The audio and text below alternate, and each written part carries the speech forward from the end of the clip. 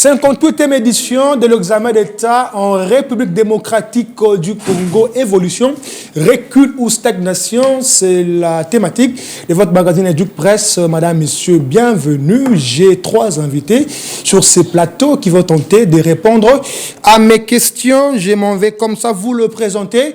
Julien Pia Kengo, journaliste et assistant à l'UCC. Bonjour et bienvenue.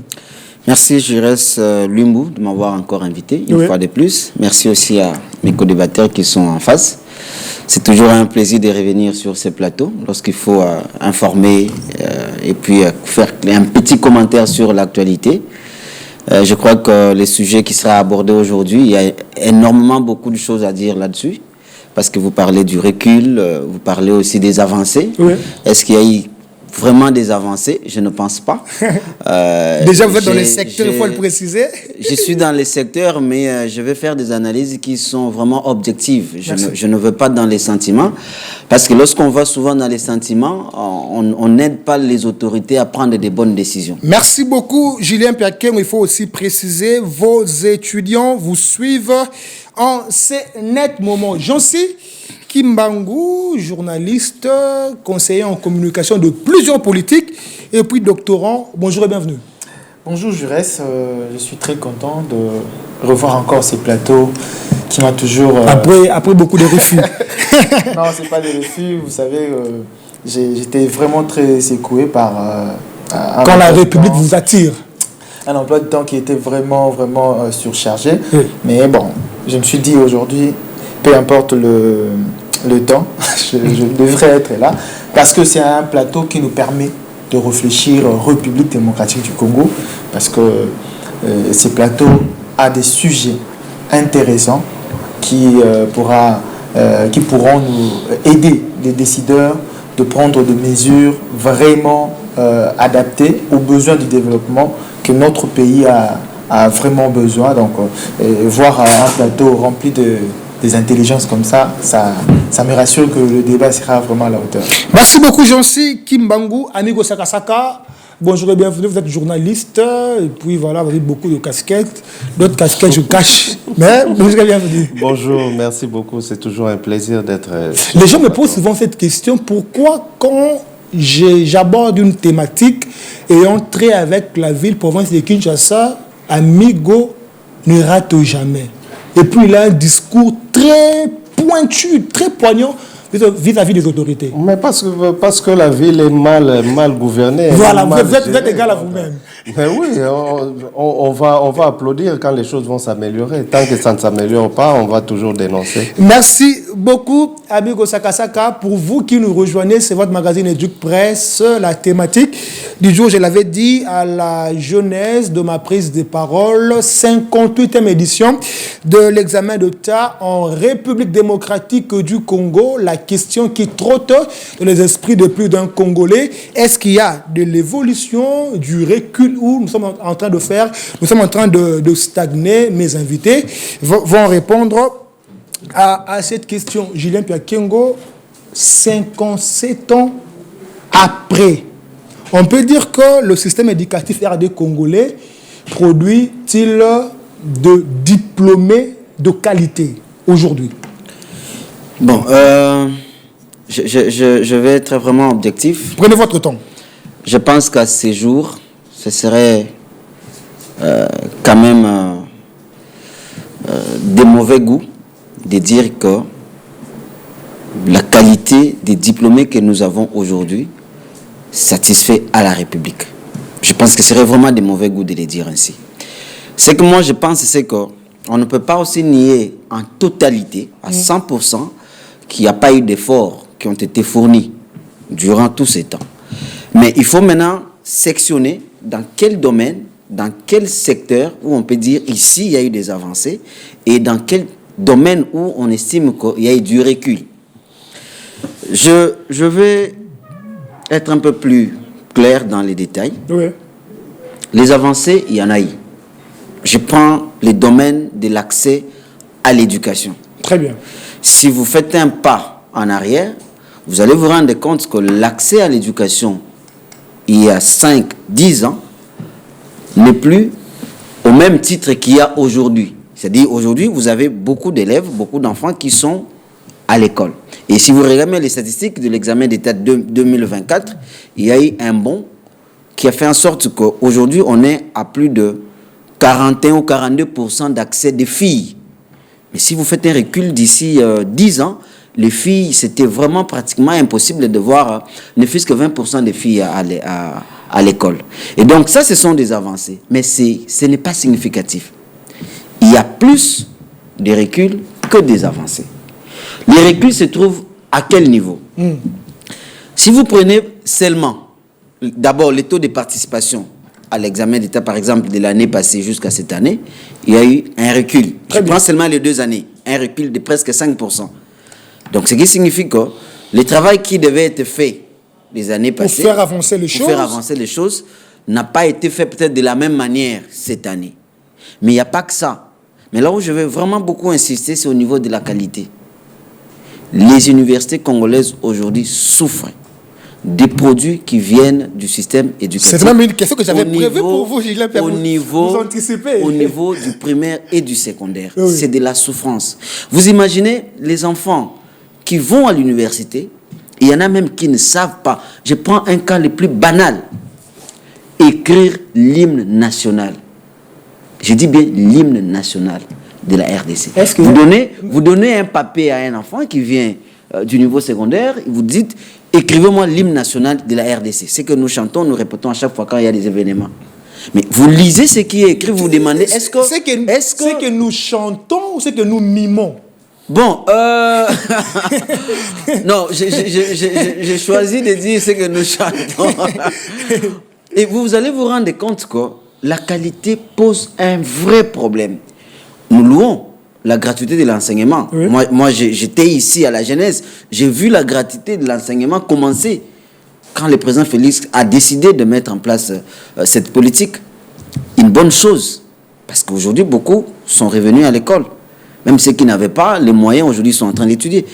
Mais il y a un problème de la qualité qui n'est pas résolu jusqu'à aujourd'hui. Et le problème de la qualité, tant qu'il n'est pas résolu, on fera 10 ans, 15 ans, on n'aura pas de meilleurs produits à présenter dans notre pays. Parce que si on n'arrive pas à travailler sur la qualité, dites-moi, la quantité ne servira pratiquement à rien. Merci beaucoup, Gilles Piakengo. Jean-C Kimbangu, c'est depuis 1967 que la RDC organise les épreuves de l'examen d'État. Aujourd'hui, nous totalisons 57 ans. Même question avec Julien Piakengo. Vous pensez que le système éducatif RD congolais, EPST à l'époque, Éducation nationale de citoyenneté aujourd'hui, produit-elle des diplômés de qualité? Merci beaucoup, Gérès, pour cette question. Je vais d'abord commencer par dire ceci. La RDC n'est pas en compétition pour devenir le premier producteur de diplômés. Très bien. Soit en Afrique, soit au monde. Ça, déjà, nous devons... voilà pourquoi je ne veux pas retomber sur les différentes nomenclatures de ministères qui se sont succédés. Le plus important, ici, ce n'est pas de parler de 58e édition, de parler de plus de jeunes qui ont accès aujourd'hui à l'éducation. Parce que je veux réfléchir en deux temps. La première phase, je dirais, sur le plan quantitatif,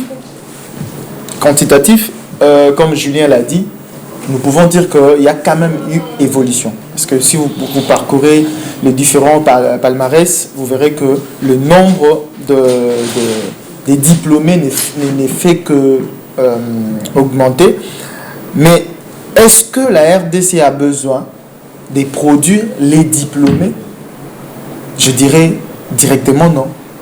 Alors pour moi, je pense que mais par rapport à si la RDC n'a pas besoin de produire les diplômés, la RDC a besoin de produire qui? Voilà. La RDC a besoin de produire des intellectuels. Non, le contenu. Quand on parle de l'intellectuel, on ne parle pas de diplôme parce que ce n'est qu'un papier et c'est ce qu'on appelle une présomption. Présomption de connaissance, voilà. D'ailleurs, pourquoi on ne remplit qu'une seule face? la deuxième face là est vierge, c'est pour dire que c'est ton savoir, tes actes dans la société prouveront à suffisance les 80, les 70. Je rappelle que vous avez aussi fait 70% plus ou même dans votre parcours universitaire. Oui. Ce n'est pas ça le plus grand problème pour la RDC. Je parlerai beaucoup plus, vous le savez, j'ai organisé même des conférences sur le système éducatif. Plus d'une fois. Qui est devenu obsolète. Nous avons un système éducatif... C'est trop fort le mot, je sais qu'il manque. Obsolète, en tout cas, je peux même enrichir pour dire que c'est un système éducatif archaïque qui a présenté ses limites, mais nous continuons à changer les noms des ministères en ministères, tout en négligeant l'aspect fondamental, qui est le système éducatif. Nous avons un système éducatif qu'on a hérité des colons, qui était calqué sur l'abrutissement de l'homme congolais. Les mots est trop fort, j'en sais. Les colons voulaient à ce que le Congolais considère l'éducation comme une sorte de prestige. Même jusqu'aujourd'hui, c'est resté dans nos tics. Quand tu fais le droit, on te dit, l'autre là a fait l'agronomie, il est agriculteur, on vous dit tout de suite que non, bon, moi je fais le droit, je ne suis pas à ce niveau-là. C'est un luxe. On veut amener le Congolais à se dire que je suis médecin, donc moi c'est le niveau le plus élevé, pendant que la RDC a besoin d'un système éducatif axé aux besoins du développement. Très bien. Nous avons un pays qui a les plus grandes étendues en termes de forêt au niveau international. Nous avons vu le COP, comment les différents sommets des climats, comment la RDC a été plébiscitée, comment la RDC a été privilégiée. Mais combien des élèves que que les écoles nous lèguent sur le marché, qui connaissent l'importance de l'environnement, qui connaissent l'importance de l'agriculture. Le chef de l'État l'a dit, moi je l'appelle l'artisan de la revanche du sol sur le sous-sol, parce qu'il en a fait son cheval de bataille. Mais dans le concret, j'en sais qu'il manque dans la vraie vie, dans la réalité. À vivre les mêmes réalités parce que... Mais là aussi, il y a à boire et à manger dans cette déclaration. Il faut ajouter à vomir, Julien Plaquemou. Il y a même à vomir. Je suis en train d'arriver.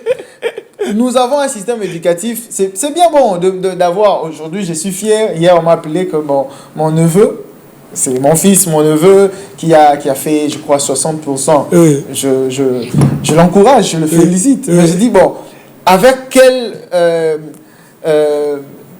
quel avenir pour cet enfant? Aujourd'hui, nous savons que nous tous ici, nous fréquentons des salons de coiffure, nous fréquentons de différents...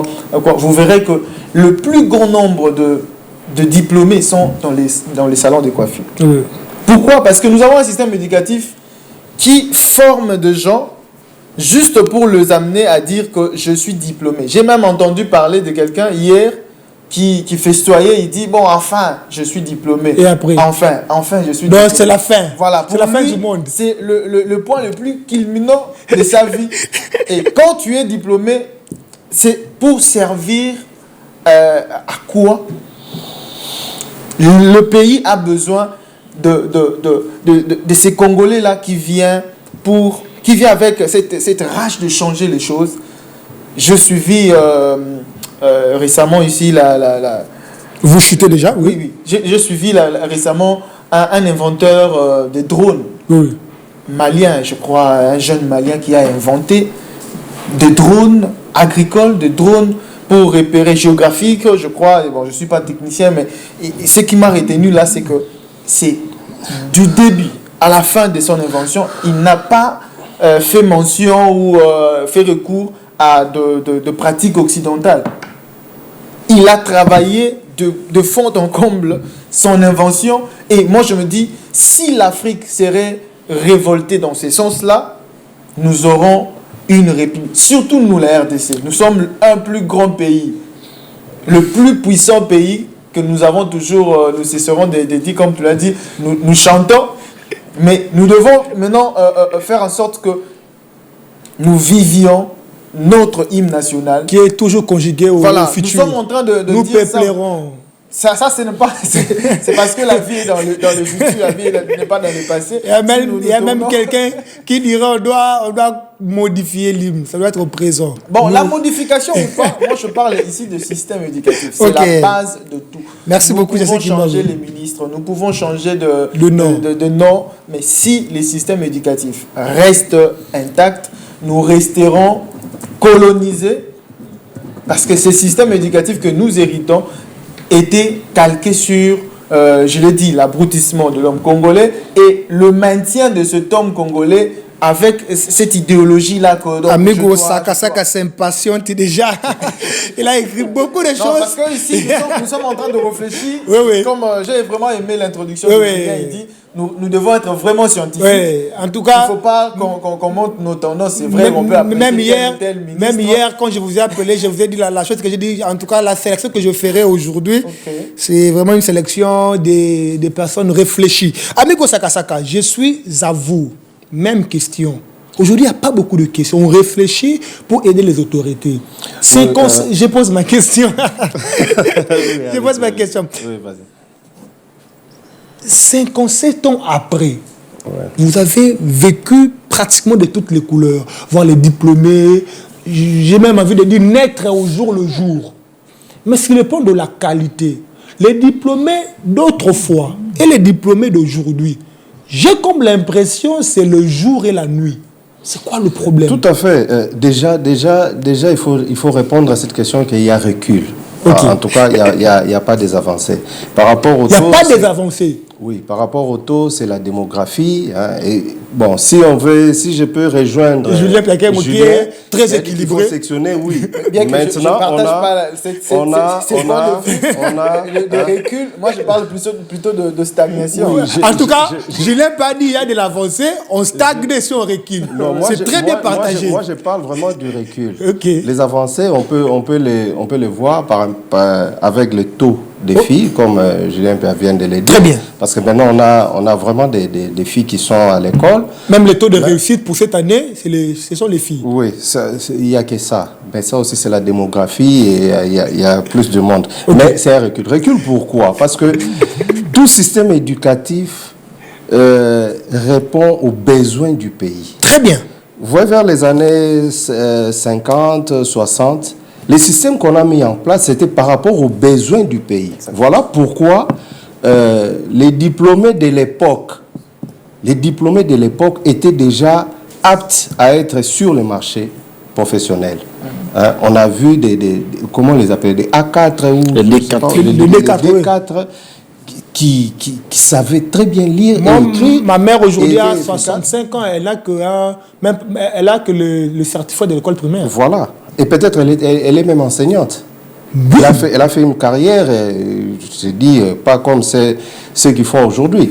Vous voyez, parce que c'était par rapport aux besoins, c'est par rapport aux besoins du pays. Okay. Et les cadres qui étaient formés, les jeunes qui étaient formés à cette époque, savaient très bien lire et écrire. Très bien. Et on les dispersait directement, ils pouvaient être directement dans le monde professionnel. Et la matière dispensée à cette époque-là répondait aux besoins du moment. Mais aujourd'hui, on constate que un diplômé, aujourd'hui, il ne sert à rien. C'est de l'argent jeté. Quelqu'un qui a un diplôme d'État aujourd'hui ne sert à rien. Il est obligé d'aller à l'université pour espérer... Aujourd'hui au Congo, aller à l'université devient une condition sine qua non. Obligation, si je peux le dire.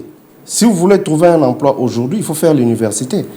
Et quand même bien vous faites l'université, on vous dit les emplois, ils ont fait expérience professionnelle de 5 ans, 3 ans. Pourquoi à l'époque on n'avait pas cet aspect? Quand on faisait des appels d'offres, on recrutait les gens, on n'exigeait pas une expérience de 5 ans, 3 ans. Pourquoi? Parce que les jeunes étaient bien formés. Aujourd'hui, on exige des expériences parce que ça ne répond plus.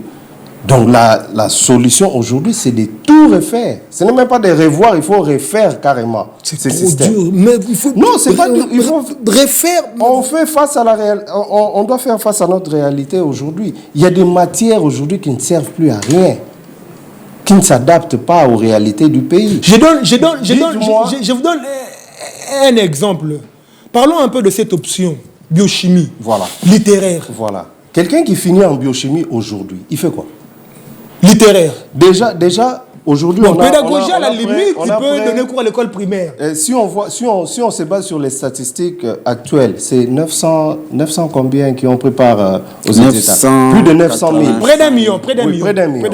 60% des réussites. Donc, c'est-à-dire on est dans des 600 000 jeunes qui ont réussi, qui seront sur le marché. 600 000. Prenez les instituts supérieurs, universités, écoles professionnelles. Ça ne peut, de la RDC, ça ne peut pas absorber les 600 000 candidats qui sont prêts à faire face à l'université. Bon, si on prend 300 ou 200 000, les restes, ils font quoi? Bon, maintenant, quelqu'un qui a fait la biochimie, ça va lui servir à quoi? Parce qu'il est obligé d'aller faire soit de sciences infirmières ou la médecine, mais s'il n'a pas de moyens de... D'où il faut revoir, il faut refaire carrément ce système. Vous gardez encore la parole, Oui. Raissa Malou vient de prendre la tête de l'éducation nationale et nouvelle citoyenneté qui était autrefois EPST. Pensez-vous que c'est la personne voulue ou la personne idéale pour relever le défi? Quand on voit son profil déjà, ça promet quelque chose. Rien qu'à voir les profils qu'elle a, c'est déjà bon. Parce qu'elle a beaucoup travaillé dans les secteurs. Elle sait au moins, elle comprend au moins ce qui se passe. Parce qu'il faut voir aussi les expériences d'autres pays, surtout en Amérique latine. Quand vous voyez un pays comme les Cuba aujourd'hui, non, c'est un pays qui a beaucoup évolué en matière éducative. Donc, on peut calquer ce genre de modèles pour essayer d'adapter ici. Et je comme crois le chef a calqué le modèle allemand. Oui, et je crois que madame la Pourquoi ministre, vous rigolez? Et je crois que les réformes qu'on doit amener, c'est plutôt ça. Il faut revisiter ce système. Il faut refaire de la maternelle à l'université. On doit arrêter d'apprendre nos jeunes à la maternelle à chanter et danser. Amigo Sakasaka. Il faut... Vous avez exclusivement raison. J'ai regardé la maternelle des Chinois. Ils apprenaient autrefois comment coudre, comment bricoler. Déjà à la maternelle. Mais c'est ma chanter. Ici, ce sont des récitations, ce sont des chants, des danses. Non, ça c'est dépassé. Oui, c'est vrai, à une certaine époque, on avait besoin de ça parce que c'était par rapport aux réalités. Mais maintenant, les choses ont évolué. Aujourd'hui, on parle de l'intelligence artificielle. Il faut s'adapter à ça. Très bien. Il faut déjà voir loin. Comment on va faire face à ça? Parce que d'ici quelques années, il y a des professions qui doivent disparaître. Très bien. Avec cette intelligence artificielle. Alors, on ne doit pas continuer à former des jeunes... Des chômeurs à vie. Oui, à des professions qui ne serviront plus à rien. Merci beaucoup, Amigo Sakasaka. Julien Piakengo, avant de vous poser la même question qu'Amigo Sakasaka, d'abord, pour cette question, vous êtes enseignant. Quand vous recevez les nouveaux diplômés, c'est quoi la difficulté que vous rencontrez? Bon, je garde la question pour José Kimbangu. Je pense que... Vous vous énervez, vous rigolez? Il y a tout dedans. Le mal est trop profond. Vraiment trop profond. Lorsque vous faites vraiment une analyse de notre système éducatif, vous vous rendez compte que... Je me pose vraiment la question, s'il n'y a pas un engagement plus fort que ce qu'il y a aujourd'hui, on risque de ne pas s'en sortir. C'est pourquoi d'ailleurs j'appelle aujourd'hui à des états généraux de l'éducation nationale. Il faudrait qu'on arrive à réfléchir.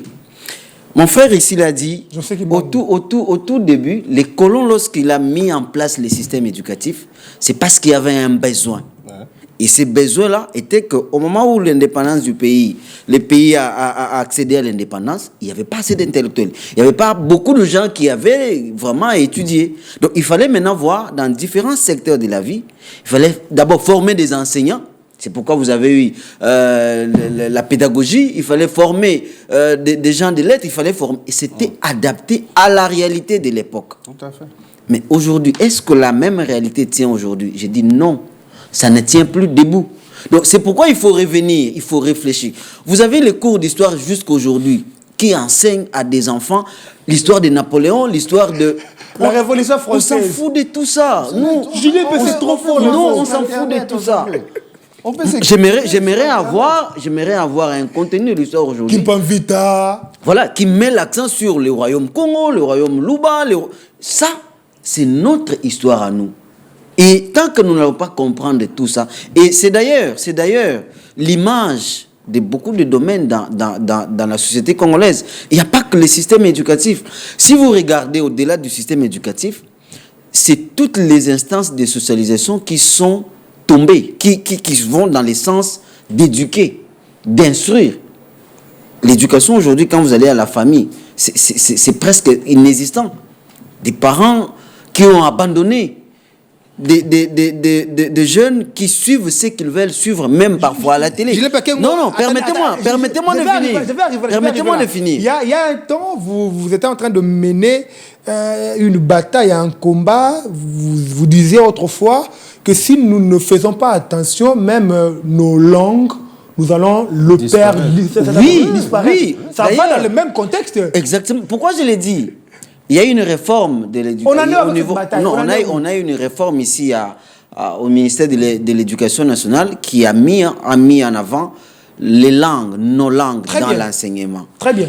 Il y a une étude qui a été menée. Il y a un prof qui est décédé d'ailleurs, un grand professeur Moukache. Il a enseigné à l'UNIKIN, il a aussi enseigné à l'UCC, un grand linguiste. Ils ont mené une étude pour montrer que d'ici 2050, si nous ne faisons pas attention, 6000 langues de l'Afrique subsaharienne vont disparaître, parmi lesquelles nos langues à nous.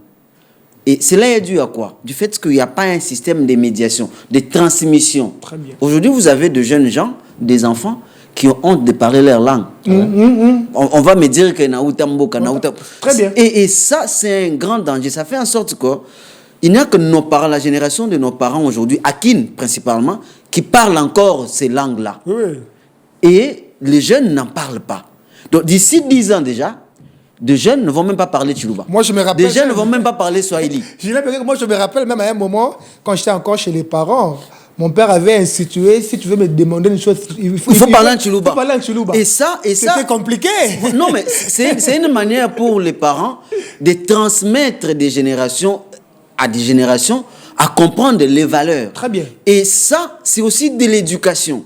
Voyez. Et quand vous prenez déjà la famille qui est devenue totalement absente, je prends même un seul domaine où la famille, j'estime que l'instruction aujourd'hui est très abandonnée, c'est les médias. J'ai écrit un article il y a quelques mois pour démontrer que si nous continuons à consommer les médias occidentaux tels que nous les faisons aujourd'hui, attendez-vous à une génération occidentalisée à 100%. Wow. Qu'est-ce qui se passe dans les médias? Les médias occidentaux construisent des idéologies, ils travaillent dans 30-50 ans. Ils savent qu'on doit travailler sur une génération africaine d'ici 30 ans. Et ils viennent construire des dessins animés, des choses qui vont dans le sens de maintenir ces enfants-là d'ici 30 ans dans leur système. Et allez seulement dans nos maisons, vous verrez les enfants. Ils sont tout prêts, tout joyeux à vous répéter les dessins animés de ceci, de cela, des chats noirs, de ceci. Ils retiennent ça en tête.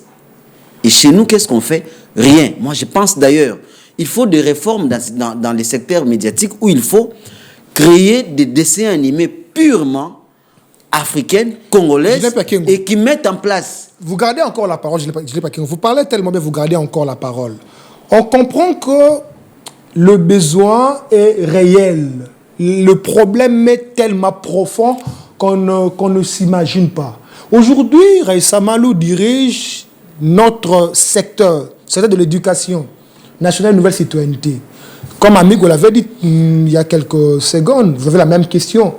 Pensez-vous qu'elle aura la tâche facile afin de régler tous ces problèmes? Ce qui est vrai dans un processus de développement, tout ne change pas au même moment. C'est-à-dire que moi, je viens avec ma pierre. Il y a des urgences. Moi, je viens avec ma pierre. Toi, tu viens avec ta pierre jusqu'à... C'est comme lorsqu'on construit une maison. C'est pas ça fait 57 ans. C'est pas du coup qu'une maison... Les matins, les maçons commencent et les soirs, vous avez déjà tout avec... Non. Il y a toujours un processus qui commence quelque part. Pour la ministre de l'Éducation nationale, je pense que Amigo l'a si bien rappelé, c'est une personne du domaine, c'est une personne du secteur de l'éducation, c'est une personne maison. qui maîtrise, les secteurs dans lesquels elle travaille aujourd'hui. Mais ça ne suffit pas. Il faut qu'il y ait des moyens, par exemple. Elle peut avoir des bonnes politiques à mettre en place, mais si elle n'a pas de moyens aujourd'hui pour appliquer ces politiques-là, elle ne pourra rien faire. Elle a besoin aussi de l'accompagnement, des compétences. Et si elle n'a pas ces compétences-là autour d'elle, elle peut avoir des idées. Elle ne pourra pas être partout à travers les provinces. Elle ne pourra pas... le travail. Non. Là, j'espère que c'est vous qui demandez. Elle ne pourra pas être en ce moment ici dans les Kwango, à Lubumbashi, dans les Kivu.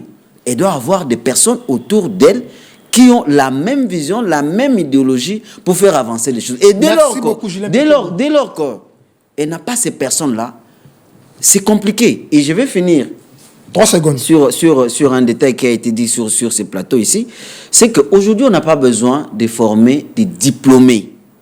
On a besoin de former des compétences.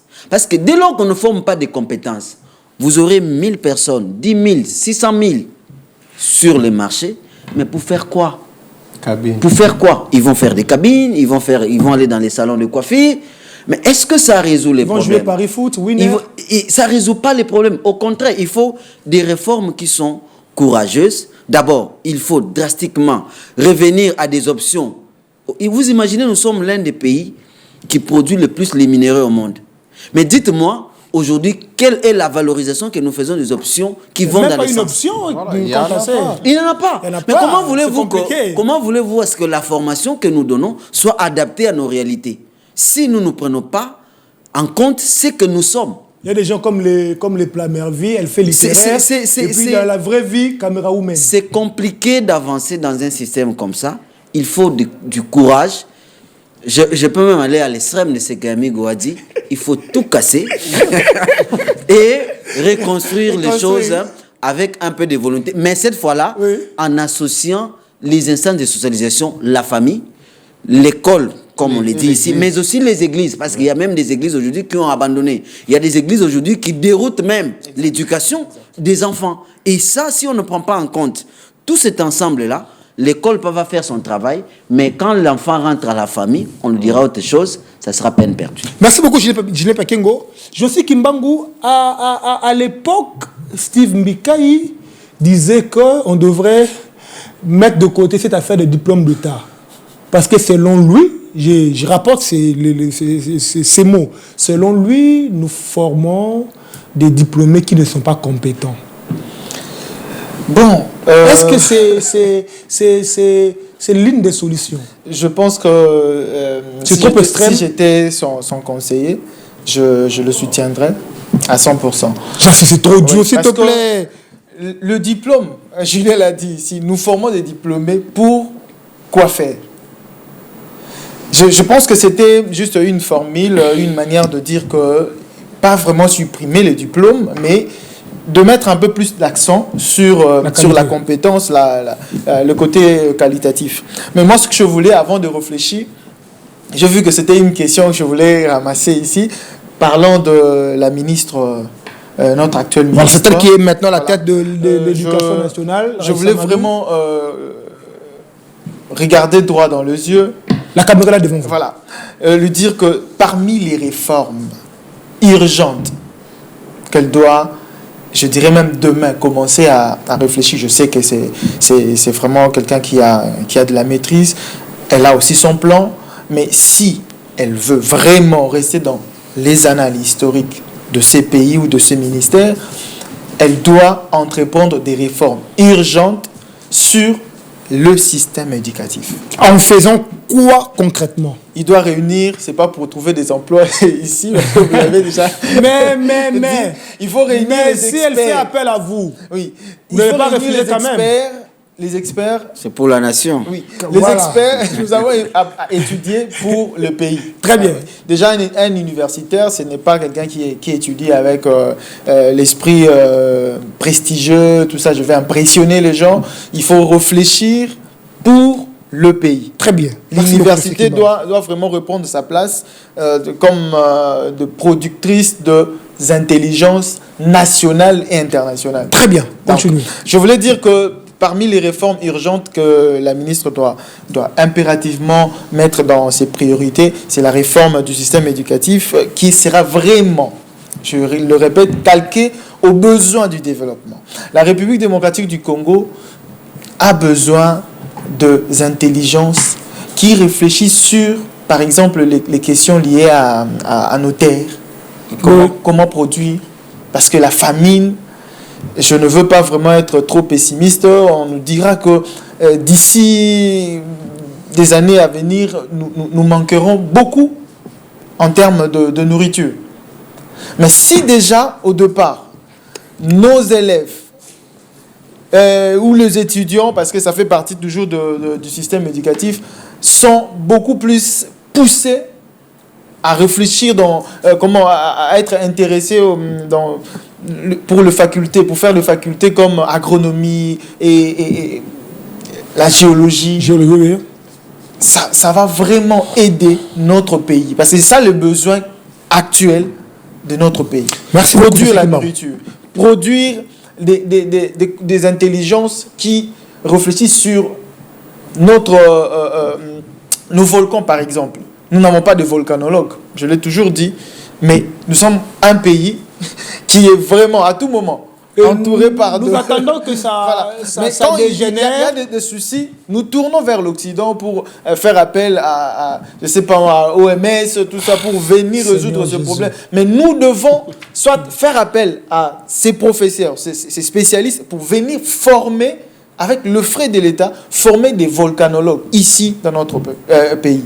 Et ça fera en sorte que nous soyons compétitifs et le problème du Congo sera résolu facilement. Donc, si vraiment notre ministre, comme je le dis, est en train de nous suivre, les réformes sur le système éducatif, et puis l'identité d'un peuple, c'est sa culture. Très bien.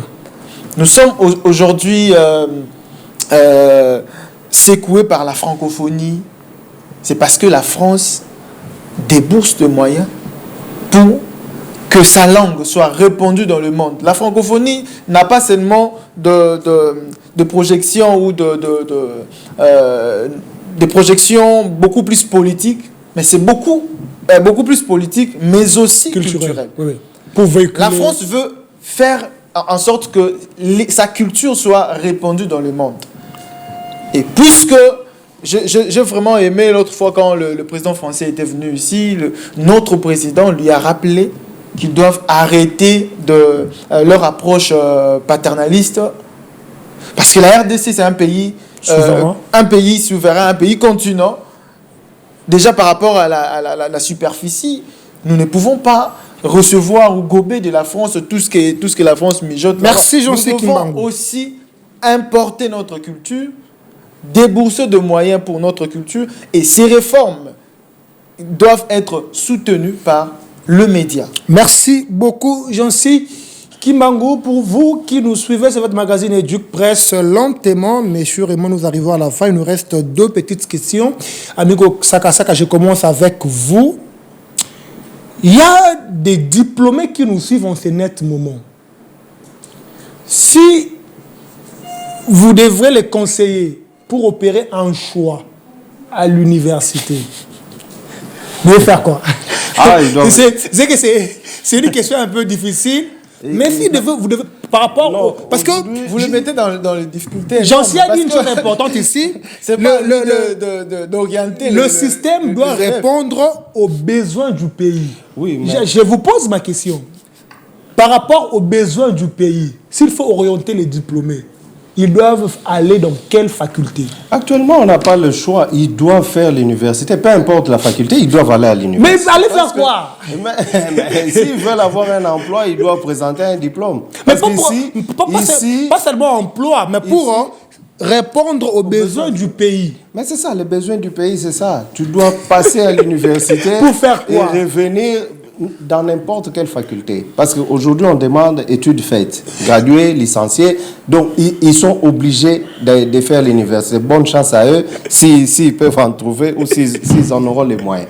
Mais revenons auprès de la dame ministre. Quand on parle on doit refaire, on doit tout refaire. On doit vraiment réinventer notre système éducatif. Parce que aujourd'hui, si on se pose la question de savoir, est-ce que ce qu'on enseigne à nos jeunes convient par rapport aux besoins du pays actuel et futur? La réponse est non. La réponse est non. Tout ce qu'on apprend aujourd'hui, ça ne convient pas. On vient de nous parler, il y a quelqu'un qui a parlé des minéraux aujourd'hui. On a des minéraux, mais on ne prépare pas nos jeunes à la gestion des minéraux. Même pas des usines de transformation. Voilà. Donc, ça ne répond plus à nos besoins. Donc, d'où, je suis d'accord avec Julien quand on dit qu'il faut un groupe d'experts qui vont suffisamment réfléchir sur comment réinventer ce système éducatif. Parce que actuellement aussi, avec notre système, il y a beaucoup de problèmes. On doit réfléchir sur le financement de l'éducation. On doit réfléchir sur le financement de l'éducation, on doit réfléchir sur les contenus, sur l'enseignement, les contenus à donner à ces enseignements, sur la qualité la formation des enseignants. Oui, la formation des enseignants, c'est tout ça parce que on doit clairement identifier quel type d'homme on veut. Très bien. Pour les besoins du pays.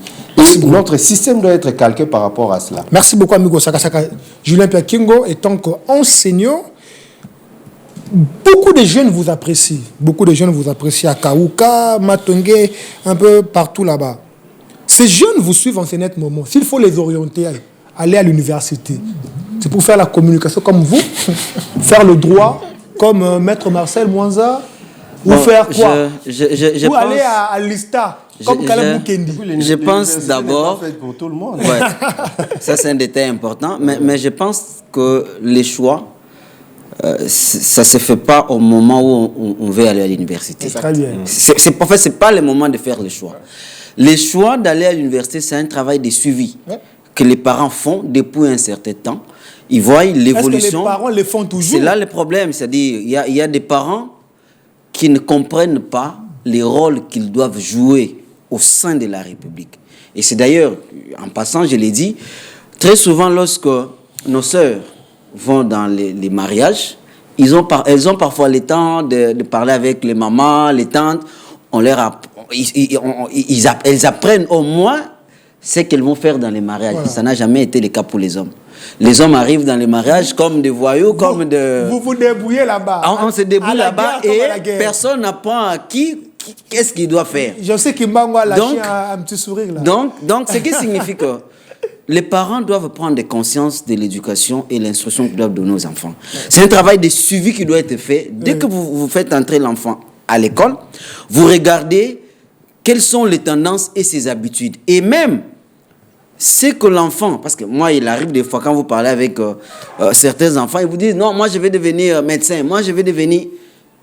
Tous ces choix sont motivés très souvent par l'environnement et par ce qu'ils voient.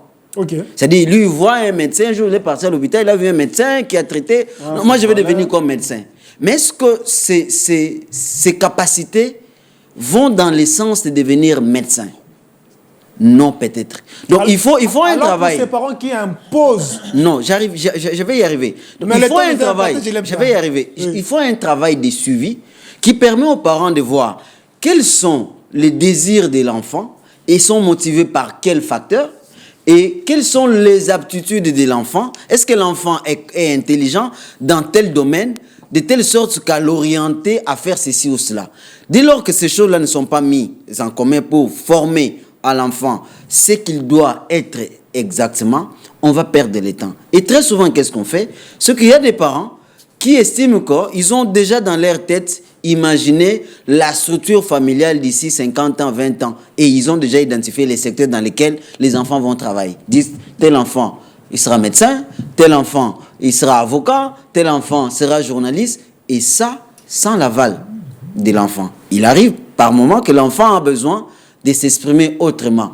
Mais les parents ont un modèle dans leur tête, ils se disent, l'enfant doit devenir ceci. Donc, ce qui signifie qu'il ne faut pas imposer ça aux parents, il ne faut pas imposer aux enfants. C'est un travail de négociation, mais aux enfants, récupérez votre casquette d'enseignant. Aux enfants, vous avez récupéré aux enfants, un détail très important, aux enfants, éviter l'influence. Parce qu'il y en a beaucoup qui vont dans des facultés parce que les groupes d'amis avec lesquels ils ont étudié, ils ont fait la même école, vont étudier à telle université, vont faire telle faculté.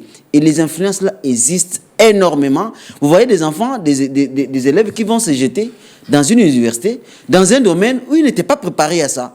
Tout simplement parce qu'il veut se retrouver avec sa bande. Merci et ça, c'est très dangereux. Parce que il faut le signaler, les parents aussi doivent comprendre qu'ils ne sont pas obligés d'envoyer leurs enfants à l'université. On n'est pas obligé. Aujourd'hui, on doit contourner un peu ce système, s'il faut le dire. C'est pas parce que votre fille fait la coupe et couture, elle réussit, qu'elle doit aller impérativement à l'USAM pour continuer. Non. Elle peut suivre une autre formation de 2-3 mois. Non, mais c'est là où nous ne devons pas faire passer. C'est là où j'insiste sur le fait que nous devons insister au niveau de la formation professionnelle. Il y a tout un ministère sur la formation professionnelle. Mais j'ai l'impression que le travail qui est fait n'est pas suffisant pour arriver à faire voir aux enfants qu'il n'y a pas que ça. Beaucoup, on peut faire des formations et devenir aussi compétent. Merci beaucoup, Julien Pekengo. Jean-Philippe Kimbangu, même question. Vous avez beaucoup de jeunes qui vous appellent d'ailleurs, Kim le coach, si vous devez les orienter par rapport aux besoins du pays.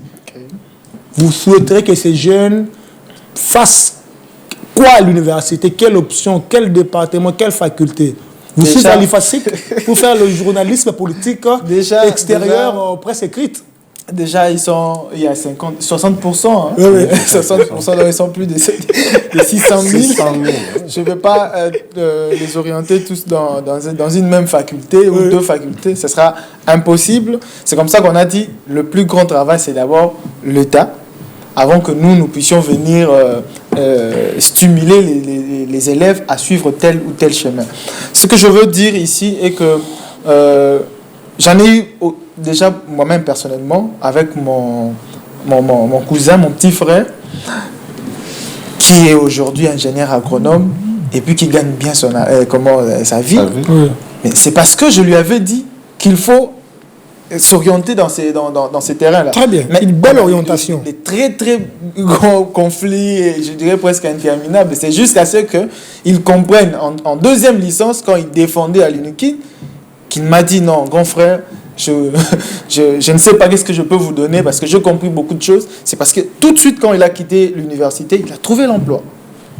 Alors, par rapport à ça, je dirais, je veux vraiment, pour ne pas gaspiller le temps, embrasser la réflexion de Julien qui a parlé des parents qui doivent, dès le bas âge, encadrer les talents, repérer, détecter dans le chef de leurs enfants. Ça va permettre à ce que, même dans l'orientation, vous pourriez, même en tant que parent, lui trouver de films, de séries qui cadrent avec son talent.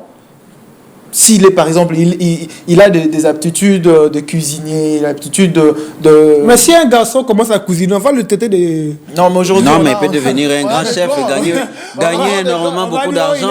La gastronomie, je ne veux pas employer ce terme ici, mais pas dire que ce garçon, il est... Aujourd'hui, ce sont plus les hommes qui sont les chefs. Vous pouvez déjà repérer et vous l'encadrez, vous l'entourez, vous inondez même sa subconscience avec ces valeurs-là. Et quand il grandira, il va se dire, bon... Il aura un peu le type de fille, il y aura des problèmes de société. Voilà, il n'y a pas seulement la cuisine, il y a le foot, il y a aussi, comme je l'ai dit, l'agronomie, que peu de jeunes comprennent la quintessence de tout ça. Donc nous devons savoir que le besoin du pays, ça au niveau de parents, mais au niveau de l'État, je pourrais dire que l'État doit miser au-delà des ateliers, des sommets qu'il peut organiser pour réformer, des états généraux de l'éducation qu'ils peuvent mettre en place pour réfléchir. Merci. Il doit aussi, là Madame la ministre, doit aussi miser sur le média. Travailler en étroite collaboration avec le ministre de la Communication, le CESAC, parce que les médias aujourd'hui ont eu une mauvaise influence dans le chef des enfants. Nous avons des TikTok. Moi, j'étais en Chine par grâce, la grâce de Dieu. J'ai vu les enfants utiliser TikTok, mais adapté aux besoins des enfants par rapport à comment on a restreint tout ce qui peut nuire à l'éducation de l'enfant. Moi, Mais mon il petit utilise neveu- TikTok. Moi, Voilà. Mais aujourd'hui au Congo, prenez ces réseaux, ces réseaux sociaux. Moi, mon petit neveu, Maël Kokolo, il connaît toutes les chansons. Ouais, c'est Voilà. compliqué. Donc, Mais c'est encadrer que il le connaît CESAC toutes les chansons, fasse un c'est- travail, parce que je sais Mal que ce n'est connaît pas toutes les impossible. chansons. On peut mettre en place des intelligences en télécommunication pour bloquer l'accès de toutes. Bon, c'est vrai qu'avec notre appareil de recensement, tout ça, ça va poser problème. Vous Merci savez pas qui a beaucoup. 18 ans, qui ne l'a pas. Déjà, Merci la beaucoup, CENI qui nous a posé problème. Jean-C Kimbangu. Donc, s'ils peuvent vraiment muser dans le média pour vulgariser le besoin du pays, le besoin du gouvernement, et ça va permettre à ce que le jeune comprenne que si je me lançais dans telle carrière, je me lançais dans telle Merci. faculté, ça va me permettre tout de suite de trouver l'emploi parce qu'il y a le besoin du gouvernement qui s'ensuit. Merci beaucoup. Je sais qu'il y a encore quelques secondes. Amigo Sakasa, la dernière question pour boucler complètement. Éduc Presse, nous l'avons dit depuis le début de l'émission, 58e édition de l'Exeta, évolution, recul ou stagnation. Julien a dit, il y a de l'évolution. Jean-C a dit, il y a stagnation. Vous dites qu'on recule. Mais pour ne plus reculer, que faire? Réinventer le système éducatif. Il faut réinventer, donc il faut refaire carrément ce Tout système. casser pour recommencer. Tout casser pour Comme recommencer. les coups chanté à l'époque. De la maternelle à l'université, on doit se mettre d'accord Vous pensez sur que c'est facile? quel type de Congolais nous voulons pour les besoins du pays actuel et futur. Il faut tout réinventer. C'est directement votre mot de la fin. Oui, c'est le mot de la fin. Il faut réinventer le système éducatif. Merci beaucoup. De la maternelle à l'université. Merci beaucoup. Merci. Julien Pekengo, nous sommes en train d'évoluer. Pour continuer à évoluer, que faire? J'ai l'impression que vous m'avez mal. Non, non. J'ai l'impression que vous m'avez mal compris. J'ai parlé des avancées dans un petit secteur, Ok. mais les restes, en tout cas, j'ai dit qu'il y a eu beaucoup de recul. Bon, d'accord. Mais Pour au-delà depuis- de tout ça, dans ces secteurs où il y a de l'évolution, on fait quoi pour continuer à évoluer? Ou là où il y a du recul, il faut faire? continuer à scolariser les filles. Ok.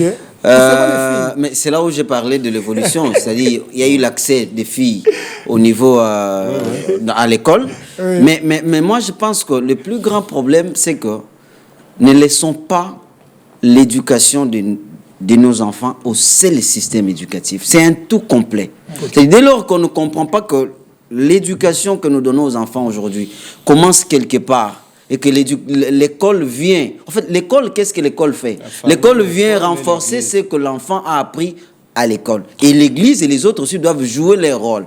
Dès lors qu'on veut tout laisser à l'école, avec ce que nous avons maintenant comme système éducatif, on ira dans les 22e sous-sols, là où ça sera encore plus compliqué.